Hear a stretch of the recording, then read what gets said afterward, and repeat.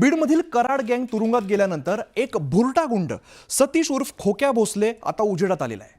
शिकारीच्या कारणावरून त्याने एका तरुणाला अमानुष पद्धतीने मारहाण केली आणि मारहाणीचे व्हिडिओ व्हायरल झाल्यानंतर विविध स्तरातून संताप व्यक्त केला जातोय। हा खोक्या सुरेश धस यांचा कार्यकर्ता असल्याचं समोर येताच राजकीय वरदहस्त असल्यामुळे त्याची दादागिरी सुरू असल्याचे आरोप सातत्याने होत आहेत। तर दुसरीकडे खोक्याचे रोज नवीन कारनामे आता समोर येत आहेत। सतीश उर्फ खोक्याला शिकारीचा शौक आहे। शिकारीसाठी रोखल्यानेच त्याने तरुणाला मारहाण केल्याचा आरोप केला जातोय।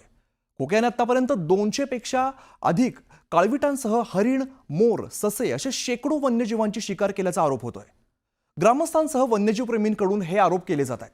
तर खोक्या विरोधात आपल्याकडे पुरावे असल्याचंही वन्यजीव प्रेमींचं म्हणणं आहे।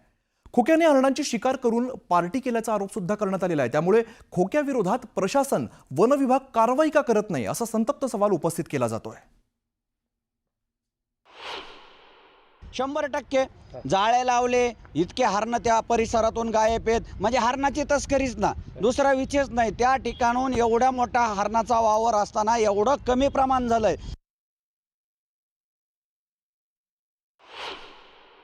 त्या ठिकाणी जो स्पॉट आहे त्या याच्यावर बरेचसे हरणाचे भाग आपल्याला आत्ता गेलात ना तुम्ही पाहायला भेटतील, परंतु हे लोक तिथून त्याचं कापून बिपून घरी घेऊन जात होते। काही भाग तिथं आता तुम्ही गेलात, हरणाचे शिंग, सापळे बिपळे आत्ता चला तुम्ही माझ्याबरोबर, आत्ता तुम्हाला पाहायला भेटतील। तिथं पार किलोनी अंगाव सोनं कुठून आलंय? हे किलोनी अंगाव सोनं। तुम्हा आम्हाला मोटरसायकल बदली ना व्हाय ना, आणि इंडोर सारख्या गाड्या, फॉर्च्युनर गाड्या हे येतात कुठून? पण हरण तस्करी मोठ्या प्रमाणात होत होती असं म्हणणं 100% फार मोठ्या प्रमाणात। मी सांगतो की ही जी टोळी आहे, पण होते तिथं, हो, काळवीट, हरिण, मोर फार मोठ्या प्रमाणात तस्करी आतापर्यंत त्या ठिकाणी झालेली। दरम्यान हरणाच्या शिकारीसाठी सापळा लावणाऱ्या खोक्याला शेतकरी कैलास वाघ यांनी हटकलं आणि याच रागातून त्याने कैलास वाघ यांना अमानुष मारहाण केलेली होती। सुरेश धरचे माणसं होते, जीव मारायचा प्रयत्न केला, त्याने जीव मारला नाही आणि डबल त्यांनी मला मारहाण केली, माझे पाय मोडले, सगळं केलं बरं का, आणि डबल त्यांनी मला जीव मारलं होतं।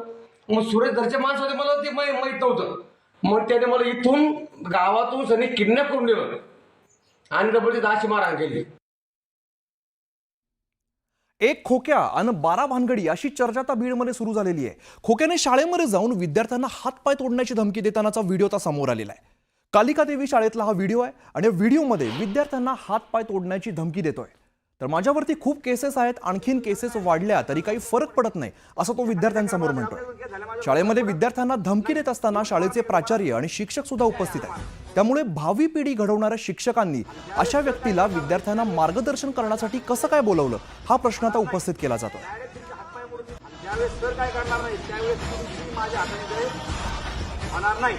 डायरेक्ट तुमचे हातपाय मोडून जेलमध्ये जायला आहे। पहिला माझ्या मोठ्या केसेस, एखाद्या लेकरा बाळाचा आपल्याकडून केस झाल्या, माझ्यावर काही फरक पडत नाही, एवढीच वार नाही का तुम्हाला?